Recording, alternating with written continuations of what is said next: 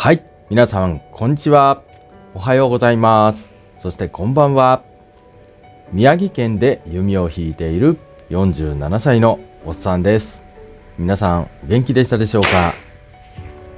今回の動画なんですけれども、今寒いじゃないですか。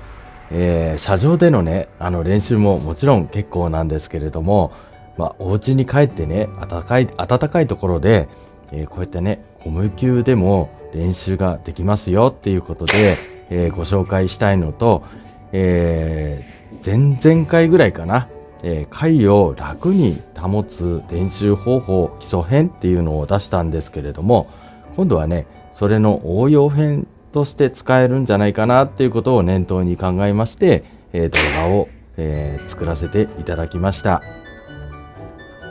今回の動画で、特に注意していただきたい点なんですけれども、前回かの、動画のその基礎編っていう動画の、内容をしっかり熟知もしくはしっかり練習された上で、二の腕あとは片根あたりのですね、技術というかそういったものですね、そこを重点的に、お話ししていきたいと思います。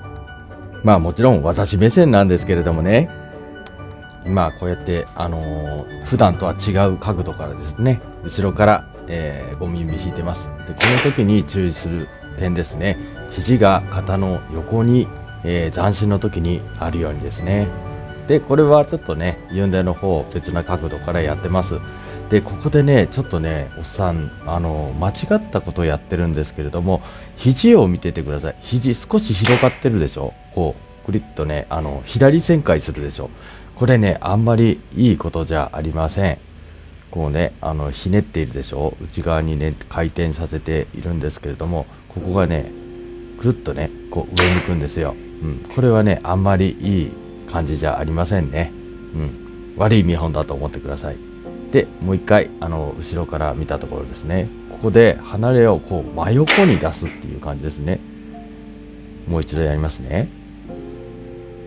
はい、貝に収まるまでに、このように収めていきますね。引き取り線で背中を最初使ってますので結構ね肘が後ろに来るんですけれども、はい、ここから肩の真横に、こんな感じですね。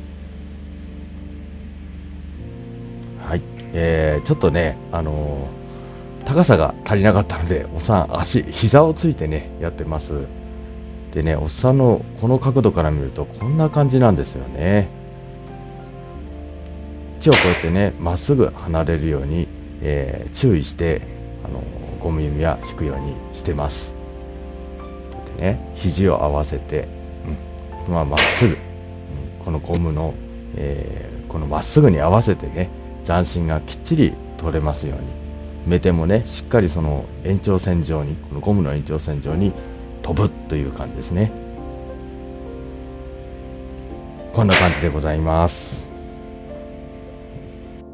はい、今度は、上方面からですね背中側から、取った、これ貝の状態でございます。この時ねちょっとねおっさん緊張しててね、右肩、勝手肩メテ側の肩をねちょっと前に出しすぎてるんですね。後からね動画をこうやってこう見返してみてね、これ失敗したなーってこうおっさんも反省してます。でユンではまあまあの感じで収まってるんですけど、ほらぐーっとねメテ方が前に出てくるでしょ。これねすごくね引っ張った感じするんですよ。引いた感じするんですけど、見ててください。これ体ぶれますよきっと。ほらぶれたでしょこのねやっぱ肩のね、このまっすぐの、状況をちゃんと作らないとこうやって体離れてぶれてしまいますから、皆さんは気をつけましょう。はい、今度は、一応膝上ですけれどもね、一応全体的なゴム弓の射形のチェックですね。今この状態ですとちょっとね肩が詰まってるというか胸がちょっと詰まってる感じがしますね。これはあんまり良くないですね。で、次のこのシャワーですね。ちょっと目手がふわふわしてるんですけれども、ちょっとね、回の収まりの時のその肘の位置を見ていてください。ちょっとね、カメラの向きも斜めになったりしてちょっと変なんで難しいんですけれども、だいたいね、肩根の横に肘が両方来るというような感じですね。で、肘同士をね、水平に持っていくっていうことに、注意してですね、引いていただければいいかなと思います。さあどうもね、このゴム弓だと目手がちょっとね、いつもみたいにドーンとやっぱ飛ばない感じですね。そしてね、今度は、このユンデのね、ちょっとね、まずい離れ方ですね。これね、すっかりこう帰っちゃうのね。左側に旋回して肘が返ってしまうと、これだとね、緩んでしまうんですね。タイミングが合わないとひどい緩みで、こう矢がね、的まで届かなかったり、下手すると相槌にも届かないっていう感じがあります。今のように、こうまっすぐね、ギュッとこう、頭骨小骨っていうんですか、この部分をちゃんとしっかり立てて、そのまま離れを出していただけるように練習されるといいのかなと思います。こんな感じですね。はい、今度はちょっと角度を変えまして、ここですね。こんな感じですね。はい、ここまで引き分けをしまして、はい、こういう風にならないようにね、気をつけましょう。で、このまままっすぐ出す。そういう感じですね。で、今度はちょっと角度を変えまして、裏からですね、このね、肘の、関節の上にね、くぼみあるでしょ。ここをね、見えるようにっていう感じかな。人によっては見えないっていう人もいるかもしれないですけれども、ここをしっかりこう伏せてね、で肘にしっかり弓の力をかけてですね、今みたいにこう返らないように、していただければいいかな。ギュッとこう締めて、そのまま離れを出す。こうやって上を向いてしまうと、タイミングが合わないときは、どうしてもね受けてしまって弓の力が矢に、伝わらない、そんな気がいたします。このまましっかりひねって、そのまままっすぐ出す。ひねるというより肘にかけてそのまま素直に、まっすぐ離れるっていう感じですね。このような感じです。はい、ここからは、ダメな鮭ですね。よく見るダメな鮭、これはね、ユンデの肩が上がっちゃって、メテの肩は普通っていう感じですね。これね、思った以上に矢飛びません。で、次はその逆ですね。右メテ勝手の方はしっかり片付いてますけれども、メテがユンデがすっかり抜けちゃってるのね。これはよくね、舞矢が出たり後ろにぶっ飛ばしてしまったりっていうことがあります。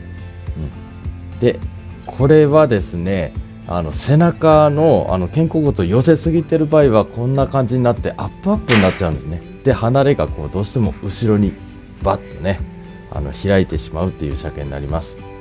で、それらを直すとこういう感じになるんですけども、でもこう下に切っちゃう人もいますよね。これも良くないです。ってことは今度はこの上もありますよね。こう万歳離れになってしまうという場合もあります。ここはね、伸び合いの問題なんですよね。弓を引く以上、やはり回ではちゃんとこのゴムのこのまっすぐ線ですよね。水平線通りに伸び合いをかけて、その通りに矢筋に離れなければなりません。で、今それをやってる最中でございます。で、これはまっすぐ横にこのようにですね、離れるとよろしいかと思います。そしてあとこの今の場面なんですけれども、これね、回に収まってからぐーっとね、勝手の方のその肩根をぎゅーっと背骨側にぐーっとやると、こういう離れになっちゃいます。こうちょっと離れてみると、そうなんです。こういう離れになっちゃうんですね。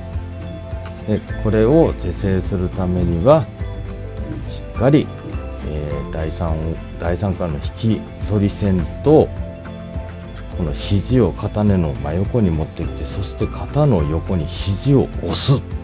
肘を肩根の横にずっと押し続けるということが大事になります。このように離れることが大事になります。これで体のブレっていうんですかね、離れの時のブレをかなり抑制することができます。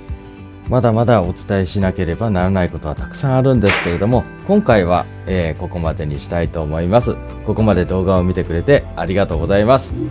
もしよろしければ、高評価、まだの方はチャンネル登録などもよろしくお願いいたします。それでは皆さん、次回の動画までお元気で。じゃあね。